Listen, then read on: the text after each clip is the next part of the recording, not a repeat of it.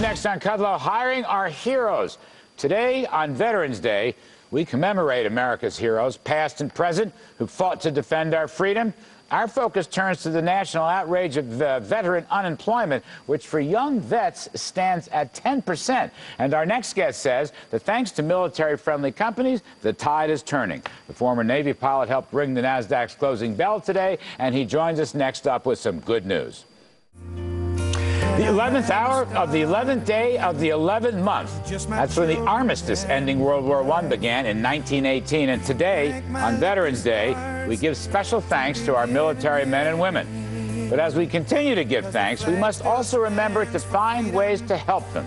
Now get this, the overall unemployment rate for veterans stands at 6.9%, but for young vets, those who served after the 9/11 attacks, it's a shocking 10% plus. That's a national disgrace, but there is some good news in this story. Some employers are beginning to make a difference. In fact, some 185 companies have hired roughly 117,000 ex-military workers this year. This coming from veteran-owned Victory Media, which just released their annual top military-friendly employers list. Joining us now is Victory Media's Vice President, former Navy pilot Sean Collins. Also joining us, retired Army helicopter pilot Amber Barno, who served combat in both Iraq and Afghanistan. She's now a military advisor to Concerned Veterans for America. God bless to both of you. Thank you for coming on. Sean, I'll start with you. I read a couple of reports on this. You got USAA down in Texas. You got Verizon. You got Union Pacific. I heard that NBC Universal just hired a couple thousand vets. So you're moving now. It's taken a while, but you're moving. We are, absolutely. It's encouraging. As someone that's been in the space for 10 years, it's nice to see the conversation shift from why hire military to how to actually do it. Let me ask you, why hire military? I mean, discipline, leadership, guys learn, women learn how to think on their feet. Don't employers know that, especially these big corporations? Absolutely, I think they do. It has a lot to do with the intangible attributes that are instilled with military service, and I think the message is really getting out that hiring military isn't a cause for charity, it's a strategic business case, and a lot of these companies are using it as a competitive advantage to hire military talent. Amber, you need discipline in life. You hear all these crazy stories, you read all these crazy stories, and you look at the media and covering this stuff. I mean, here's, disciplined leadership, presumably well-trained, particularly under duress. Yes. Why wouldn't that pitch be terrific for a company? Well, what employers need to realize is that hiring veterans is a good business sense. It's a good long-term investment for their company. Veterans are trained and skilled professionals in many skill sets, and they have a work ethic that that is greater than what most employers are used to from their employees. They have leadership skills.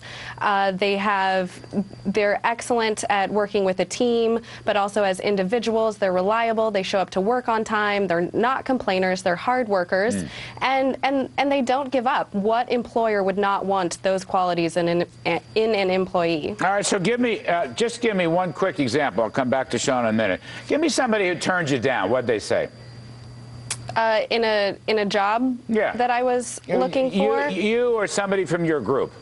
Well, there's plenty of veterans who are out there looking for work. As you said, the employment numbers for October was 10%, and that's hovering. September was 10.1, so it's hovering right around 10%. So there's plenty of veterans out there today struggling that have those stories out there that are looking for work. All right, Sean, you're in Victory Media. Yes. Now, so you go in and pitch these companies, okay? What do they ask? Let's go right there. What do they ask? Do they show any skepticism or what? A lot of the reasons companies choose to engage with us is to find out the best practices that are already out there from across the Fortune 1000 for recruiting and retaining service members. So we help assess their programs, and we also provide solutions to get their opportunities in front of the right veterans at the right time. All right, you help them assess their programs. Do you actually introduce them to individuals? How does that work? We don't. We have a data-driven survey process that's put together by an advisory board. We run companies through. Our data is certified by Ernst & Young, and we publish reports as well as ranked lists to help employers guide their practices and their military programs. How'd you get this up to 100? 185 companies is a big number. That's right. How'd you get it? It is. It wasn't that big, and we've been at this now for 10 years.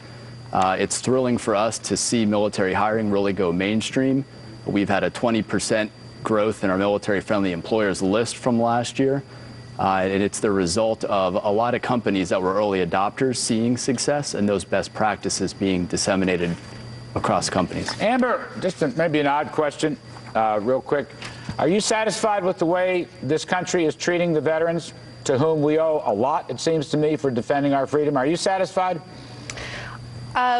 As far as the way the Department of Veterans Affairs, the unstable economy, the high unemployment rate that we're seeing, no, I'm not satisfied. I think as far as the country goes, the American population, they're amazing. They understand the sacrifices that veterans are making, and that is much appreciative.